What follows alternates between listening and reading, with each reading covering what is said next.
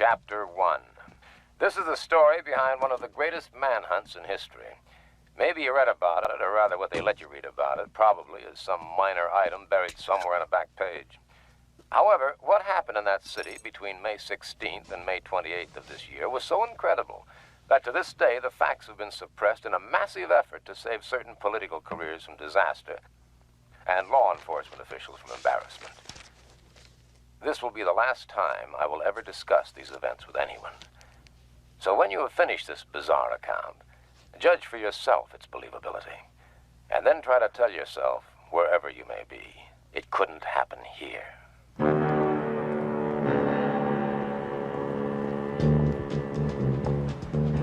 Sunday, May 16th.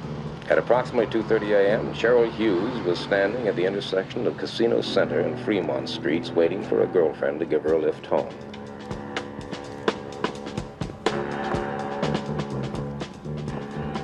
Cheryl Hughes was 23, 5 feet 5 1/2 inches tall, 118 pounds, blonde hair, light brown eyes, swing shift change girl at the Gold Dust Saloon. Cheryl Hughes, tired and hungry, but just mad enough to walk the 8 blocks to her small frame house off the corner of 9th and Bridger. Cheryl Hughes, en route to her doom.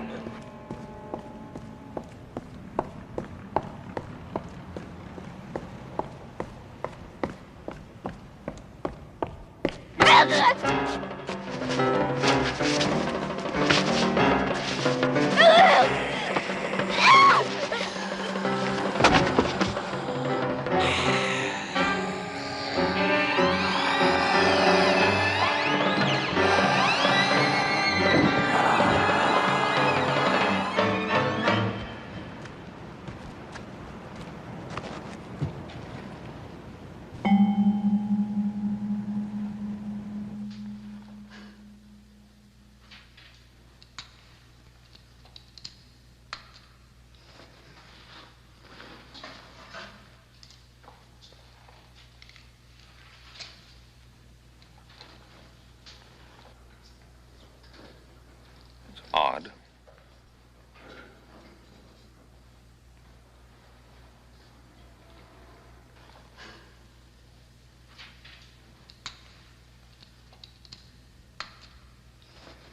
No evidence of dependent lividity either. Peel back the chest flap, please. This should do it. It's incredible. Begin the gross work on internal organs. I'm going to phone the district attorney. And don't talk about this to anyone.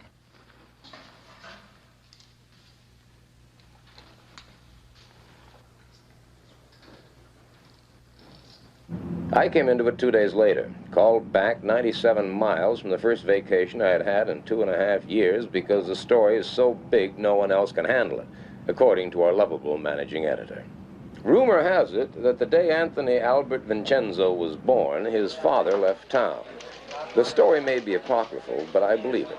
The only point I wonder about is why his mother didn't leave too. Good morning, slaves.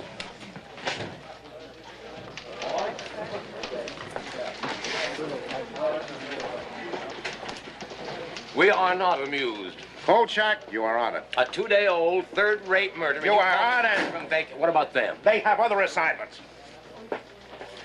You're beautiful when you're angry. Out. Out.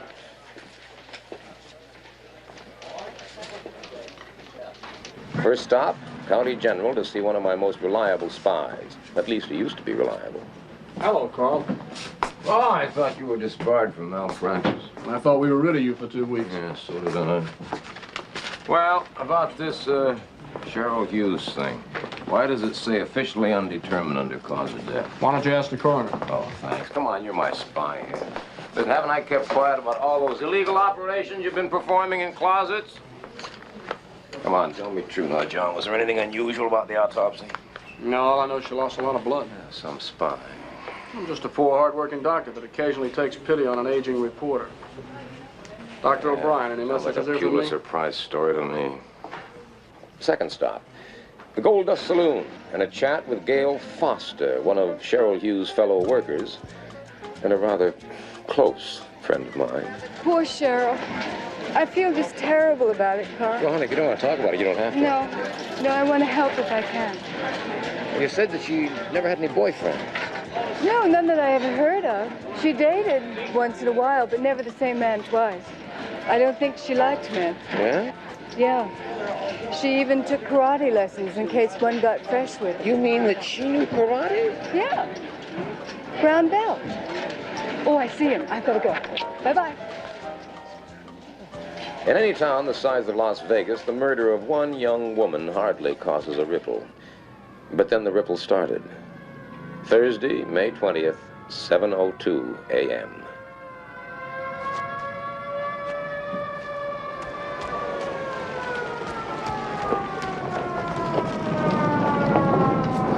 Over there. I didn't go down. I couldn't. Okay. Don, take your statement.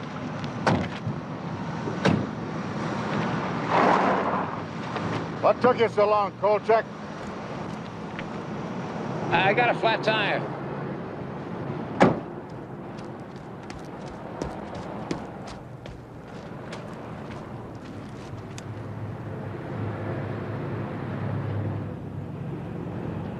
Not a footprint in sight. Is that physically possible? If it happened, it's possible. Well, it sure looked like it happened. Now, come on. Bonnie Reynolds, 27, divorced, cocktail waitress at the Harem Room Casino.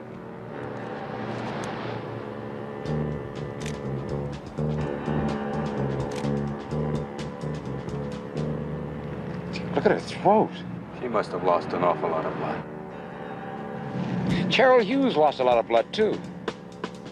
You read that in the newspapers, did you? No, I didn't read that in the newspaper. This girl lost a lot of blood, Sheriff. But she didn't lose it here. Anything? We found a purse. There's signs of a struggle up here. But nothing in between. Only our footprints.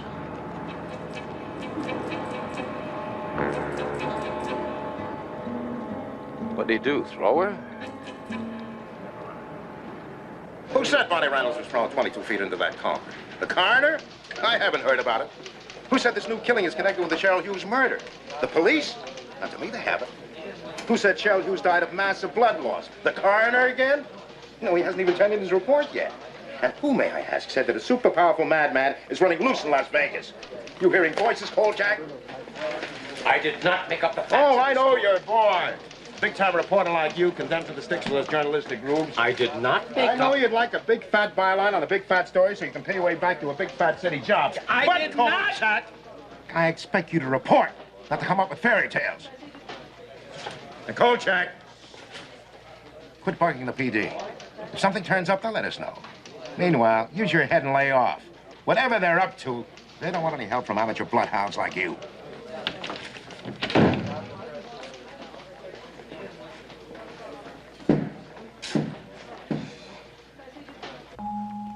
Friday, May 21st, 8:06 a.m. Apartment of Carol Hanachek, swing shift cocktail waitress in the Bird of Paradise show lounge. She'd gotten home around 2:15 a.m., poured herself a glass of milk, opened the back door of the kitchen for reasons unknown, and died like the others. Suddenly, quietly, without disturbing her sleeping roommate only a few feet away. Something of a pattern had started to form, and it was ugly. It was then that people stopped talking. Does that surprise you? Look, Carl, you're not the only one that likes to play detective. The police, the sheriff boys, they all think they're pretty good. And they don't need you. You know, you really make me feel wanted. We've had 3 murders in town, Bernie. We have one tremendously strong guy, maybe more, who goes around killing young girls. And they all lost a lot of blood. Hey, you weren't supposed to know about that. No, I'm not supposed to know about that. That I know it. What about your people down at the Bureau? No, this is nothing for the Bureau to mess with at this stage. Yeah, well, you could make some unofficial inquiries for me. Like?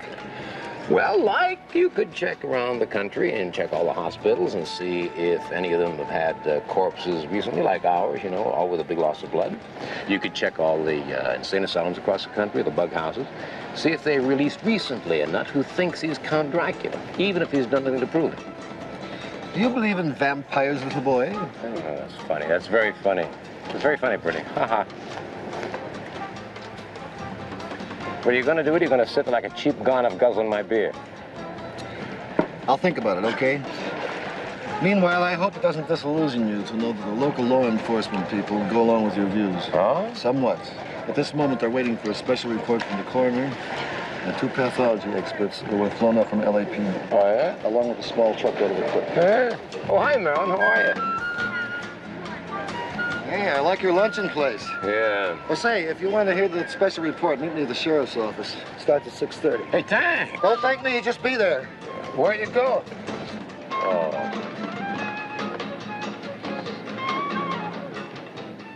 Mr. Kolchak, telephone, please. Mr. Kolchak. Carl Kolchak, telephone, please. Carl Kolchak. Kolchak. Hi, Carl.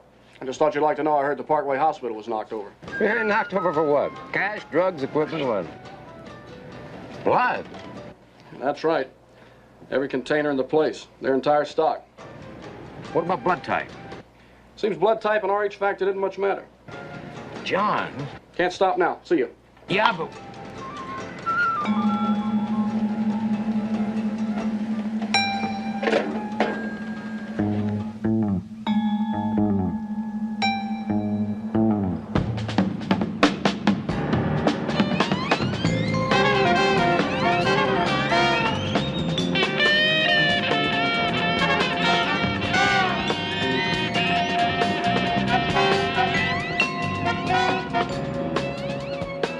p.m., Clark County Courthouse. Present, in addition to myself and 2 incompetents who called themselves reporters, were Warren Butcher of the Sheriff's Office, Thomas Payne of the District Attorney's Office, Captain Edward Masterson of the Las Vegas Police Department, and old buddy Bernie Jenks, holding forth with his inimitable cool, Dr. Robert McCurgy, boy coroner. We found that death in each case was extremely swift, coming in something less than a minute. After the initial wounds were inflicted, the blood was drained very quickly, some kind of suction device being used. Now, this would explain why no blood was found anywhere in the victims or in the areas they were discovered. Doctor, Kolchak, Daily News, do you have any idea what could have made these wounds? They're not unlike the bite of a medium-sized dog. What do you mean, dog? What?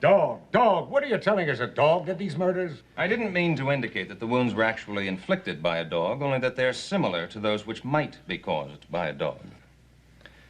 A rather interesting point is that we found another substance mixed in with the traces of blood in the throat wounds, namely saliva. What do you mean, saliva? I mean saliva, Sheriff Butcher. Human saliva.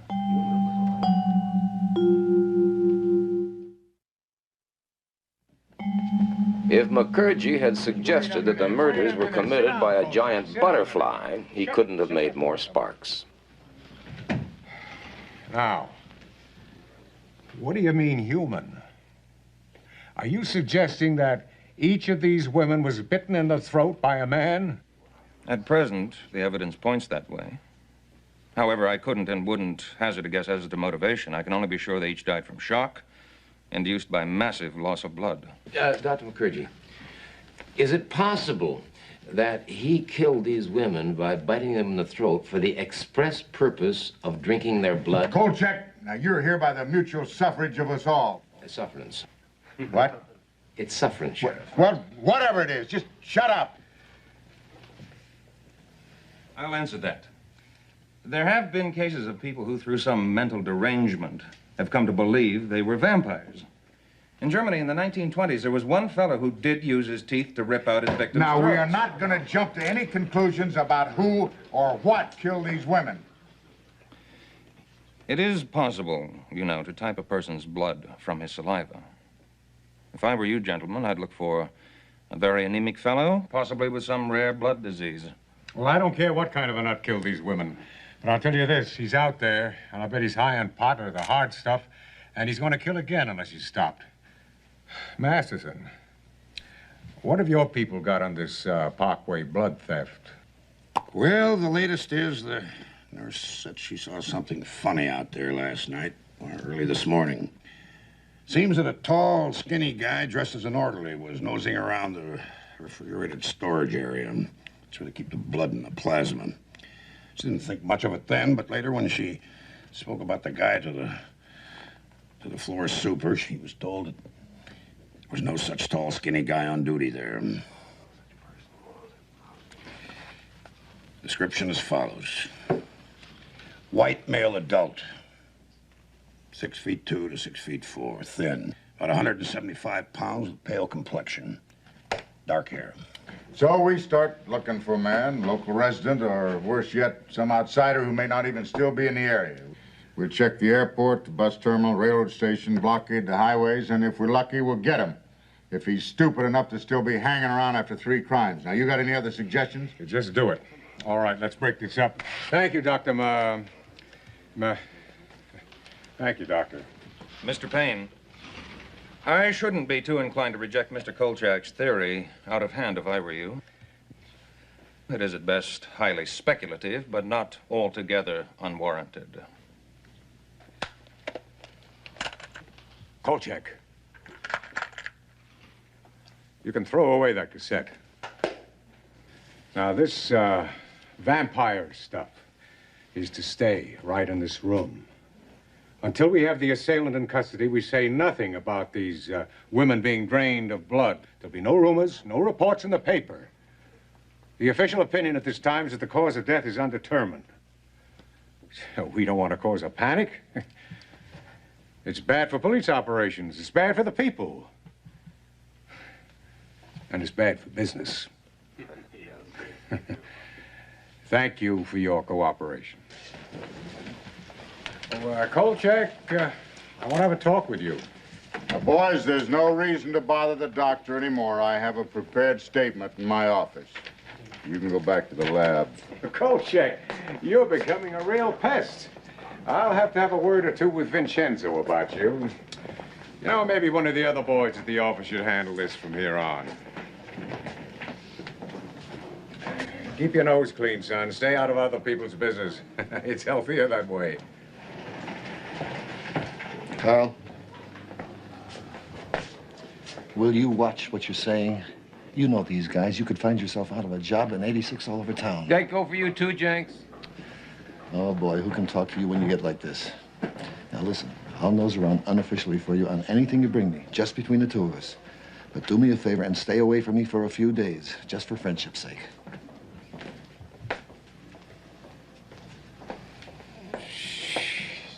Did I say it was a vampire? Well, what does your suggested headline say? The story makes it clear. Vampire killer in Las Vegas, question mark. Do I misread? The story makes it clear. Do I misread, or did you use the word vampire?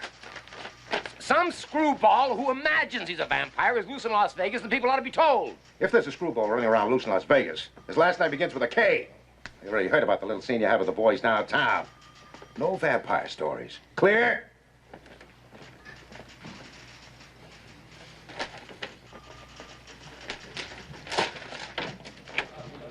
How about a special featurette with a border of roses?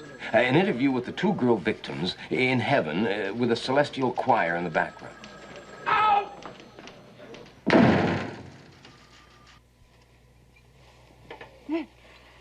Oh, I'm sorry. I guess I fell asleep. What were you saying? You know, you do great things for my masculine ego, you know? Yeah.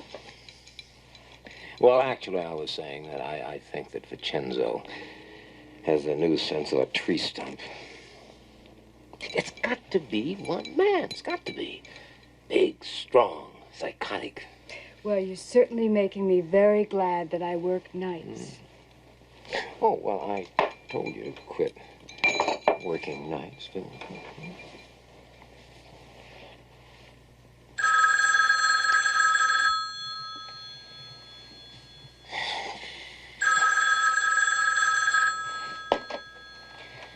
Kolchak.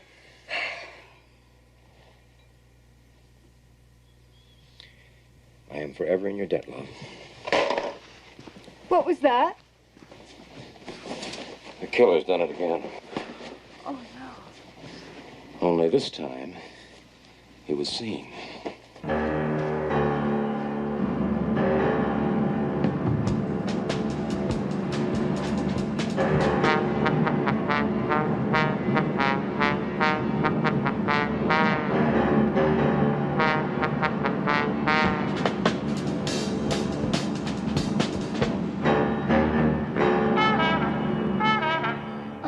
Standing over there. I thought he was kissing her. And then he turned and she fell down over there by the car.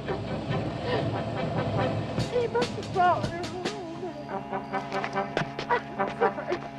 I can't.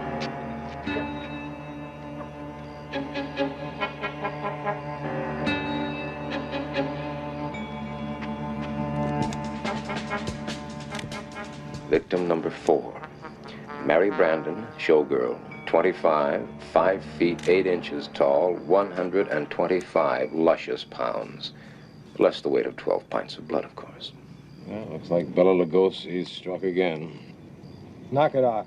It's her daughter. Oops. I'm all right now. Now, the car he drove away in, was it new? No. It was a few years old, I think. It was a maroon coupe. I'll call it in. Barney, may I, Yeah, but take it easy.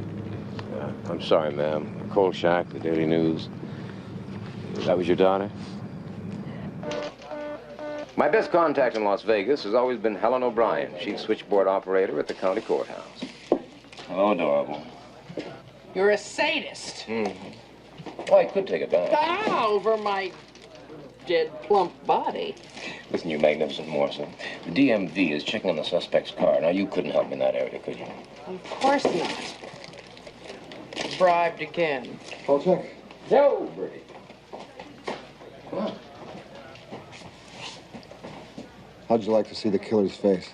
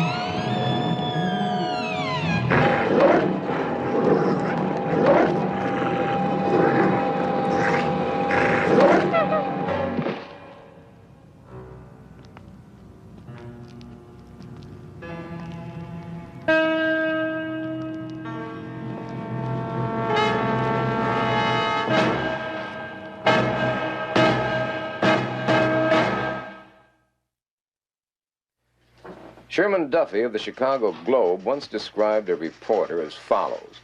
Socially, he fits in somewhere between a hooker and a bartender. Spiritually, he stands beside Galileo because he knows the world is round. Not that it does much good, of course, when his editor knows it's flat. Kolchak. Shelley Forbes has got to be his 5th victim. Look at the way her dog was killed. You'll never give up, do you? What do you mean? I mean, this is unacceptable. Unacceptable? Kolchak, I'm very close to firing you, even though the owner of this paper has a soft spot in his head for has-been big city reporters. I am tired of your pressure, Kolchak. I'm tired of the owner's pressure. I'm tired of the pressure from all around me to blow the story up on the one hand and keep it under wraps on the other. I am tired of being the middleman, Kolchak. Do you understand that? Can you understand that? What do you want, Vincenzo? A testimonial from Count Dracula? Out! Get out! What is this out, get out game we play? This nut thinks he is a vampire. He has killed 4, maybe 5 women. He has drained every drop of blood from every one of them. Now, that is news, Vincenzo. News. And we are a newspaper. We are supposed to print news, not suppress it. You know darn well why we're soft peddling this thing. No! Tell me why. Could it be because we have been told to? Kolchak, you are an idiot. Worse, you're irresponsible. All these murders mean to you is a byline. Well, what the hell difference does it matter what it means to me? The point is that we are suppressing news. We are withholding information. Everybody in town knows what's going on. The police, the DA, the coroner's office. Every reporter on every newspaper in Las Vegas knows what's going on. The only people who don't know are the people. At last, you got the point, Kolchak. The people in Las Vegas don't know. Because the people in Las Vegas would come unglued if they did know. Even more than they're coming unglued already. Capiche? Tuesday, May 25th, 7:30 p.m. Helen O'Brien had told me that the DMV had come up with 16 possibles. All but one had been eliminated. The car owner's name, Martin Lubin. Address on Spring Mountain Road. Name and address, both phony. Name of salesman who sold car, Fred Hurley. So I sets him a price. He don't say nothing. He just stands there looking at me.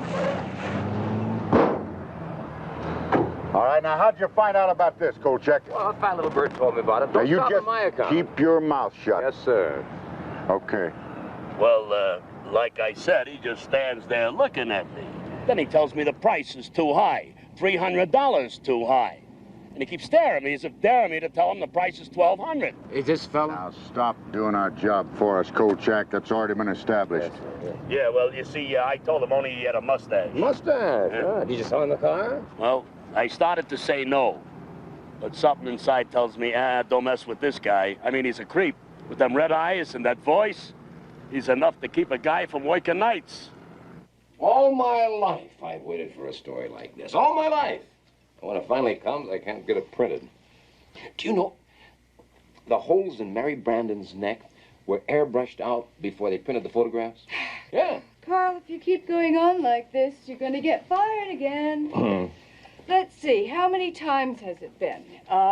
Twice in Washington, 3 times in New York, twice in Chicago, and once, or was it twice in Boston? Huh. I'm becoming extinct in my own lifetime.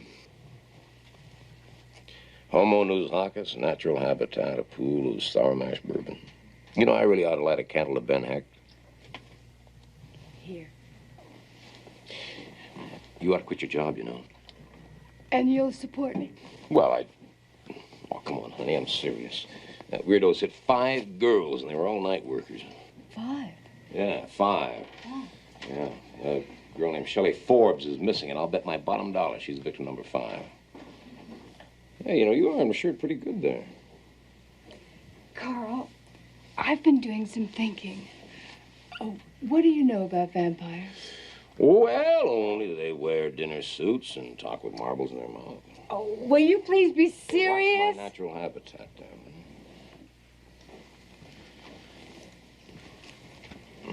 it. Open it. Oh. Everything you always want to know about vampires, but we're afraid to ask. No, you're going to look at it. Come on, why? Well, what if the killer's a real vampire? Oh, honey, please. I've had a very He's done long everything week. that's in this book. Whoopee. You're going to read it. Yes, all right. I'm going to read it. Ooh. Ah. Oh, now, come on. You're a big, tough reporter. You can take it. You might even get a good feature article out of it. That's it. Ah. Since the beginning of man's existence, there have been creatures of the night, crazed monsters that track the bloody prints through the pages of fact and fiction. Of them all, the vampire seems to have accumulated the largest body of documentation. By night, the vampire is virtually indestructible, fearing only the sign of the cross. Before daybreak, he must return to his coffin, otherwise he will be destroyed by the purifying rays of the sun. It is then, while he lies dormant, he can be destroyed by hammering a wooden stake through his heart. According to the legend, the victim of the vampire will ultimately rise again as the living dead and must be destroyed in a similar manner. From any source available, the vampire must have blood.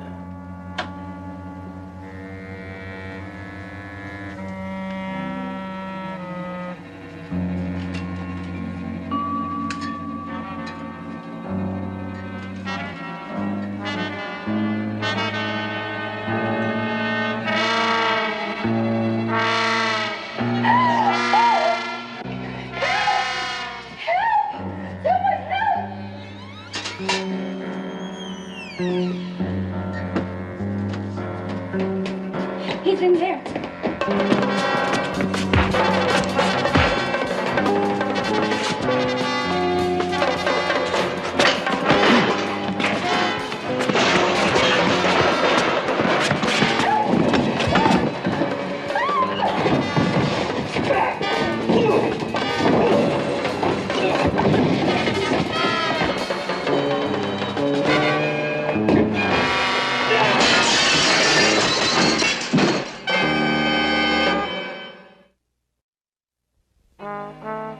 I was doing double duty as night editor when the PD squawk box went crazy about a wild brawl at the Old Town Hospital.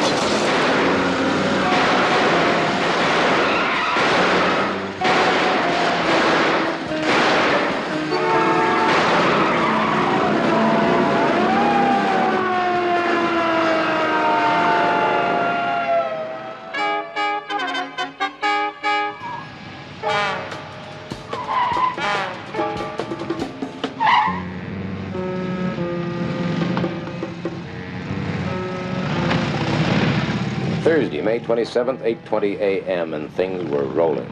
Our morning edition hit the streets, recapping all the action at the hospital. The TV people, as usual, had missed out completely, and the radio stations were literally reading our copy on the air. But now the whole lid was really blown off. The maniac had been identified. Sorry I'm late. I just got these out of the suit. Yeah. Now, here's a rundown on the Scotland Yard and the Interpol findings. Subject, Janos Skorzny. Born in Craiesti, Romania, 1899. Now, wait just a minute. You trying to tell me this guy's over 70 years old? Come on, Bernie, your boys have come up with a wrong man. Like hell we have. These facts have been triple-checked and confirmed. Now, look, I've been up all night, and I'm pretty tired. Now, do you want it or don't you? All right, Bernie, just take it easy. Let's hear it. All right. Skorzny's father died in 1923. He left somewhere between $75 and $100 million. At this time, he began to travel, and he became known throughout Eastern Europe as a big lover of nightlife. Now, we don't have a lot more on him before World War II. However, Scotland Yard reports that he showed up in England just in time for the German Blitz. I'm sure Mr. Kolchak will find the following facts of interest. Such formality from a man who always guzzles my beer. While in England, he passed himself off as Dr. Paul Belasco, specialist in hematology research. His work involved freshly killed air raid victims from various London emergency rooms. As a matter of fact, at his residence in Shafto Court, he installed several kinds of sumps, tubs, and an extremely large commercial meat freezer. In 1948, he turned up in Canada still as Dr. Belasco, and further checking made his presence known in almost every place along the U.S.-Canadian border where rioting and violence and a number of dead bodies were found. We believe he left Canada for Vegas April 19th under the name of Detective Constable Alan Hensley. Now, because of his British citizenship, he is an international fugitive. So my people are very interested in him. This is no longer just a local matter. Now, gentlemen, the one constant that has shown up in all of our reports is that Scoresney's travels have always been accompanied by a number of unexplained killings, many of which have one thing in common: a massive loss of blood. So, if Scoresney is not the vampire of Mr. Kolchak's theories, he is certainly the suspect of multiple homicides extending back some 30 years. Mr. Jenks, you seem to be running this show. Could I have a minute to say something? Mr. Kolchak, you have the Kolchak, you keep it short. I was at the hospital yesterday, and a lot of things were happening that you just simply cannot explain away. Sheriff, your own men shot at him, some at point-blank range. How come it didn't even slow him down? How come a man over 70 years old can outrun a police car? How come the same man, when slugged in the head, doesn't even bleed? Now, I saw those gashes in his head, and whatever was trickling down from those wounds, it was clear. It was now, this not guy's blood. got a motor mouth. Can't we shut him up? No, let him hang himself. Then we'll finally be rid of him. So far, he has killed 4, probably 5 women. Now, the coroner said that those bite marks on the throat were made by human teeth. He practically confirmed the fact that he actually drank their blood. Now, wait, now, whatever the Scoresney may be, he seemed to be functioning as if he were a vampire. Now, you can go on operating as if he were an ordinary man. That's up to you. But I know that the only way you're going to get him is if you proceed under the assumption that he's a real live vampire. Now, the research that I've been able to find... Wait a minute, Kolchak, have you lost your mind?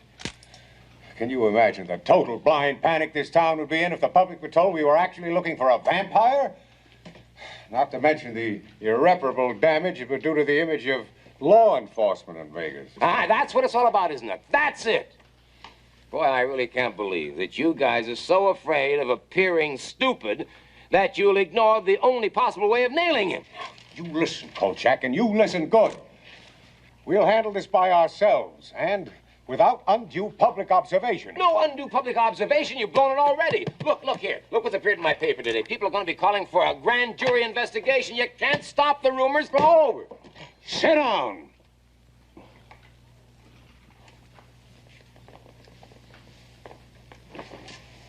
I don't care what's been printed in the newspapers. This man is still classified as an ordinary maniac, and he'll be settled by standard police procedures. Oh, boy. And you better start cooperating with that fact, Kolchak, or you want to get your pushy-tushy kicked right out of town. You dig? Yes, sir, I dig. But just remember, the next time you blow it, who's got the answers, sir? All right, Ed. Let's get on with it. What have you got? Well, 2 departments combined have 650 men on full-time duty. All leaves are canceled, and everyone's working a 16-hour day. Our chopper is going from dusk to dawn. We've got unmarked cars patrolling the casino center and the strip. All roads are blocked, and we're receiving complete cooperation from the highway patrol and the Jeep posse. You got it? Got it. Repeat. What did I say? Show every real estate agent in town a picture of this guy's puss and ask them if they sold a house to anybody that looks like him. Good boy, you got it. Now get going. Now, wait a minute. When did I lose this last dollar? Mickey, has the idea of winning ever occurred to you?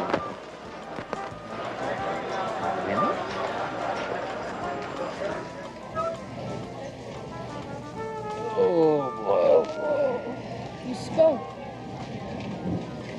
You know, I have a very strange, unhappy feeling that the police are never going to catch his murderer. I also have another very unhappy feeling. Which is? That this case may be even bigger than I thought it was. Bigger? Well, stranger than. I've seen a lot of weird things in my life, love. I have never, ever seen anything like this. You don't tell me that you're finally going to believe? I don't even want to think about it. Car 14, check out the report on the 2 ladies downtown Casino Drive. Code 1033, code 1033. All units units, all units. Janos Skorzeny, spotted in 1969. Green unpaneled station wagon. Intersection OK and Hustles.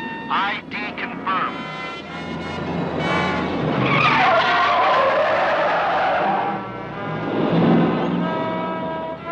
Positive visual contact made. Units 7 and 8, seal off. Rexford and Hustles and OK. Repeat, units 7 and 8.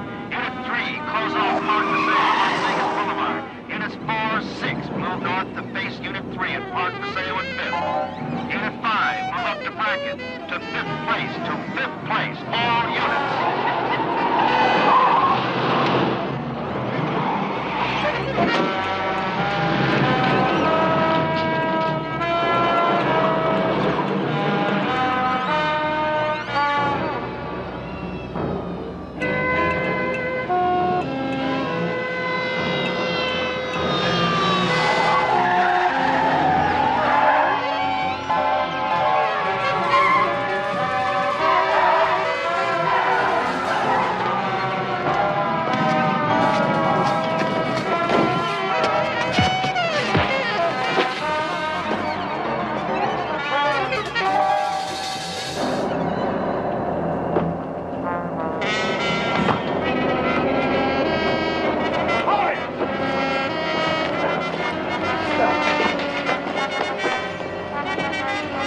Get up. Slowly.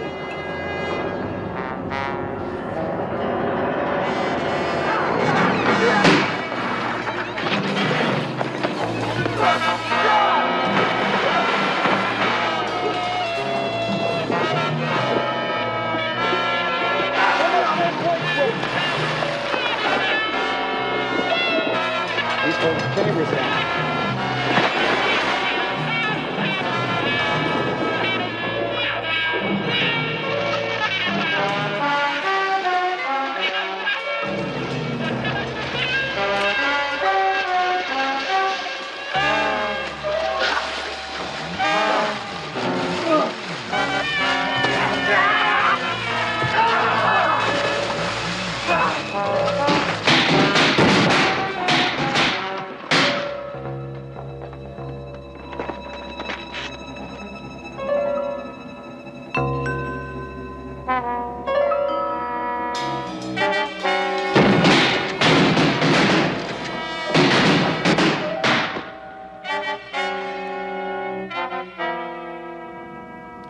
Friday, May 28, 3:17 a.m. Despite the helicopters, the highway patrol, the Jeep posse, despite the blocking of every major road and highway, despite the mass coverage of Las Vegas by every available man in both police and sheriff departments, Janos Skorzeny was still at large.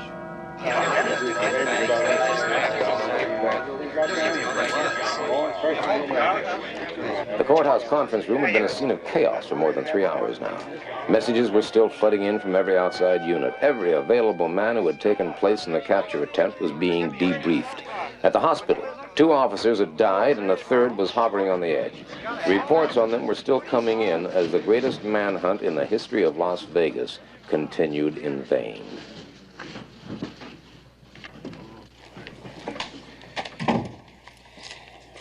Oh, thanks, Bernie. Yeah. Well, what are we going to do? Now, are you willing to listen to my insane ideas? Kolchak, get out of here. Now, Warren, hold it. Kolchak, you were there, weren't you? Yeah? Every man we've questioned insists not only that Skorzeny was possessed of incredible strength, but that he was shot more than once during the capture attempt. Oh, I'd say it 30, 40 times. I'm sorry, I'm not buying that. Captain, you have 2 choices. Either he was shot, or your entire police department is blind. Ed, let's admit it. We had the man, had him cornered, and we couldn't hold him. Let Kolchak have his say.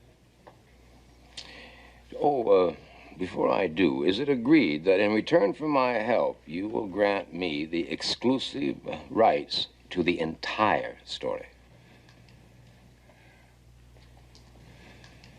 Well, let's say it's agreeable if we decide to follow your suggestions regarding the suspect. Fine, fine, because if you don't follow my suggestions, you're going to be chasing your suspect till doomsday. Kolchak, just get on with it. Of course.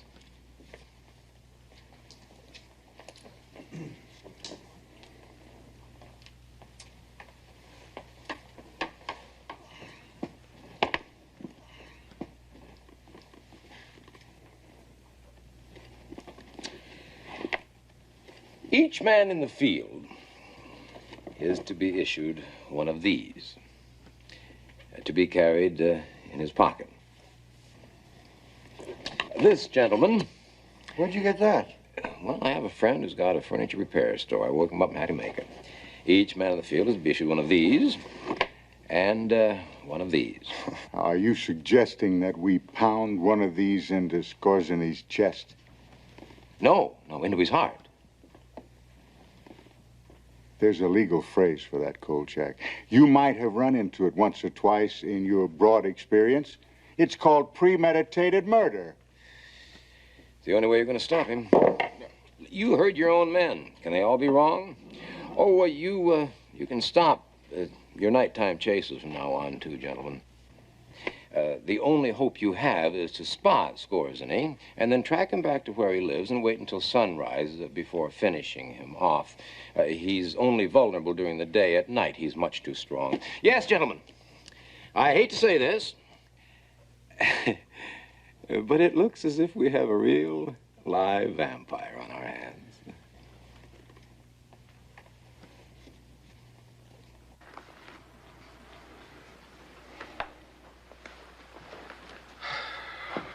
Ed. Yes, sir. Warren. Yeah. Tom, I'd like to be in on this, too.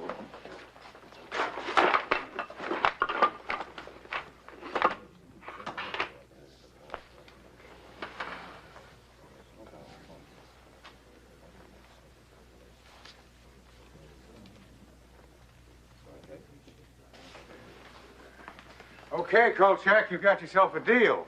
Conditional. What's that? Butcher here will issue the crosses, the mallets, the stakes. The one thing he won't do is depart from established police procedures. If feasible, Skorzeny is to be taken alive and held for trial. Trial? That's right, trial. Trial. All right. In return for what? You'll get the exclusive rights of the story. Good. When the blackout is lifted. Yeah. Any other conditions? One more. What's that? If it turns out you were wrong, you're to be out of town in 12 hours. Take it or leave it.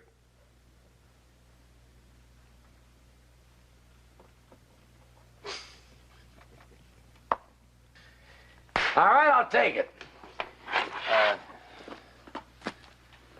Because I know I'm right. And you know I'm right. Right. Ciao!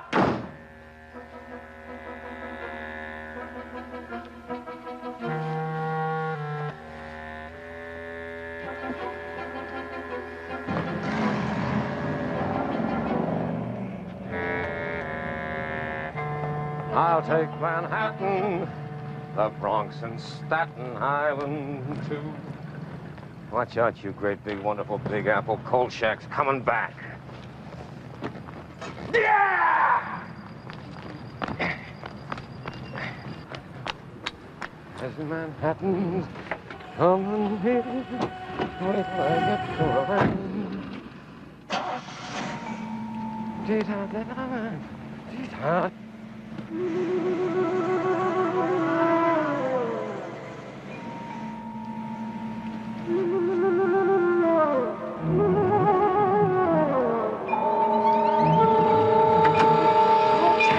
It's me, Crawford. What are you doing driving off with me in the back seat? What are you doing in my back seat? I wanted to talk to you. I saw your car parked here, so I got in to wait for you, and I got sleepy. You got sleepy. Hey, I think I found the house.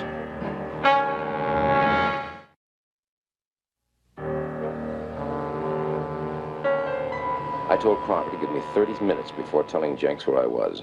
That way I could get to see the house alone for a while and also keep the police from arriving before dawn. which I knew they'd do if they got the chance, no matter what I told them.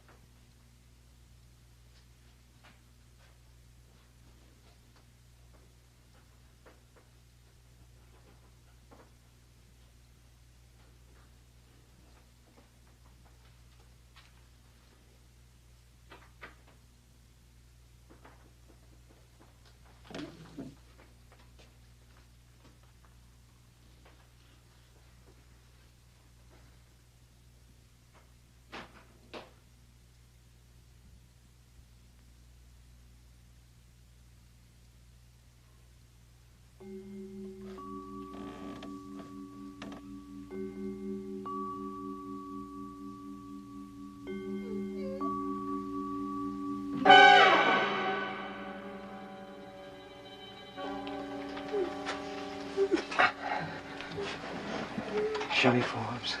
Shh, shh, shh. Relax, son. His own private blood bank. Wow.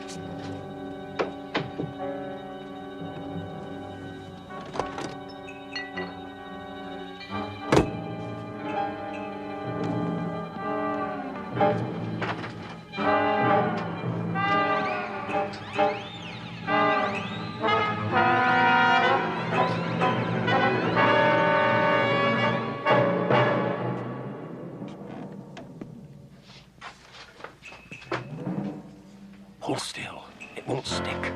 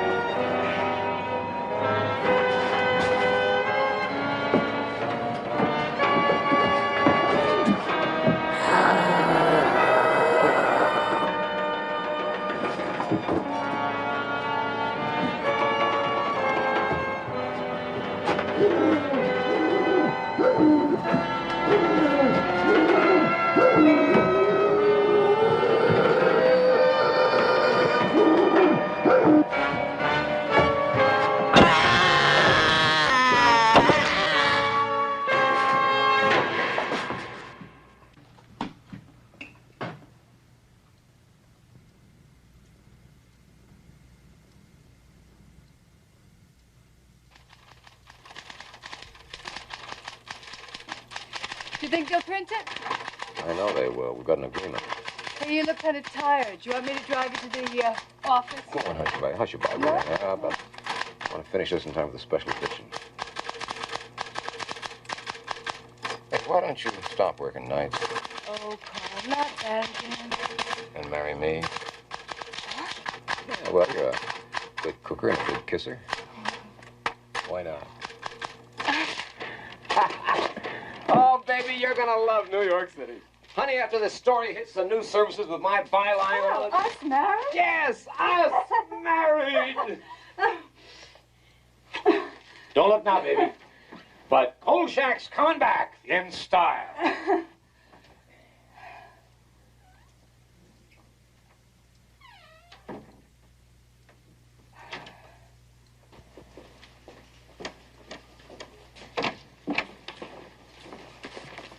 There you are, Vincenzo. And if I do say so myself, it's sensational. I'm sure it is, Carl. You're going to put it in the special edition? Right. Yeah, with pictures. Yeah, and the news services. Okay, fine. What's got into you, Vincenzo? You sick or something? Nothing. This is all fine, Carl. Fine. Jenks has been trying to reach you. Yeah, what do you want? He wants to see you over at the DA's office. Why don't you run over there now? Yeah. Kolchak. You're one hell of a reporter. Thank you, sir.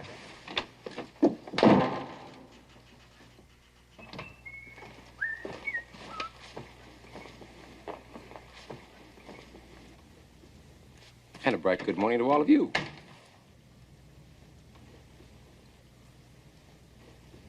Bernie, what did you, Is your name Carl Kolchak, and do you reside in the city of Las Vegas? Well, you know my name's Carl Kolchak. What's going on? Carl Kolchak, you're under arrest on the charge of murder. The state requires that you be informed that you have the right to remain silent. No. Oh, no. No chance. You're not going to pull that one on me. No. Kolchak! You are under arrest.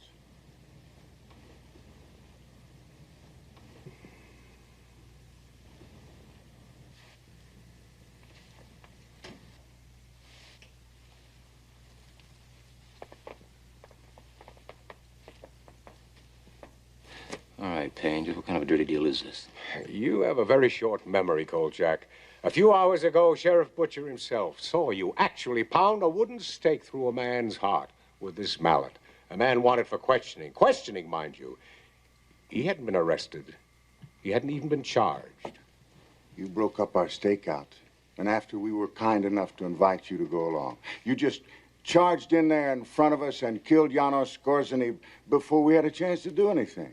Well, you were even ranting and raving about this Skorzeny being some kind of a vampire, and you had to save the world. And that, Mr. Kolchak, is murder one. Now, if you plead insanity, you might get lucky, but I promise you this. You'll be committed to an asylum for the rest of your life.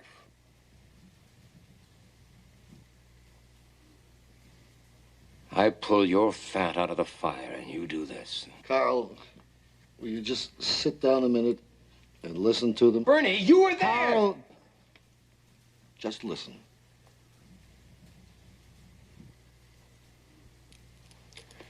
This is your story, Kolchak. It's already being printed. This morning, shortly before sunrise, Las Vegas sheriff deputies under the command of Sheriff Warren A. Butcher, 45, surrounded the home of Janos Skorzeny, a fugitive from a federal warrant, and in a pitch gun battle were forced to kill him. Never. You'll never get away with it. What's to stop me? You're gonna stop yourself, Kolchak.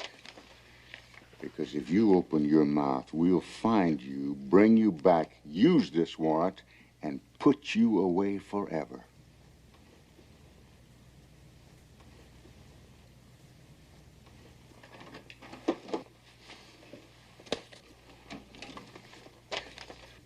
Pick him up, Kolchak. Pick him up and get out of town. Now, we'll take care of your back rent. I want to call Gail. She's not there, Carl. What have you done with her? Nothing. We just asked the young lady if she'd be good enough to leave town. She's an undesirable element, Kolchak, and we don't want undesirable elements in Las Vegas.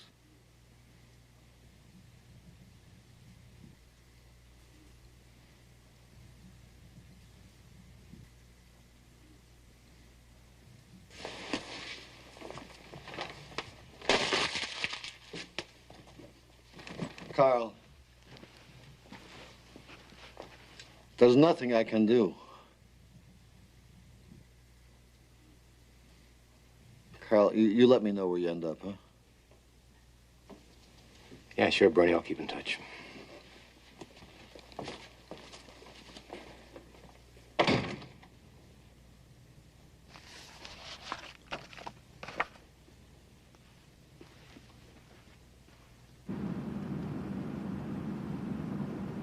So all the loose ends have been gathered together and tied into a pretty knot right around the neck of guess who. After I left town, I began putting notices in the personal columns of newspapers from San Francisco to St. Louis. Until I ran out of money, that is. So far, I've received no answers, but I'll keep trying, even though I don't think I'll ever find Gail Foster again. Maybe it's just as well. So that's it. The book's finished, and now you'll have to judge for yourself.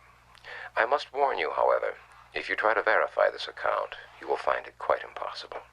Item, in Washington, D.C., there was no longer a file listing the suspect under his true name or any of his alleged aliases. Item, in Las Vegas, all of those who were involved have either left town, aren't talking, or are dead. I haven't had a decent night's sleep since all this happened. And now you might find it difficult, too, because there is still one fact that cannot be buried. After the death of Janos Skorzeny, he and all of his victims were immediately cremated. Why? Remember the legend? All those who die from the bite of the vampire will return as a vampire, unless destroyed first. So think about it and try to tell yourself, wherever you may be, in the quiet of your home, in the safety of your bed, try to tell yourself, it couldn't happen here.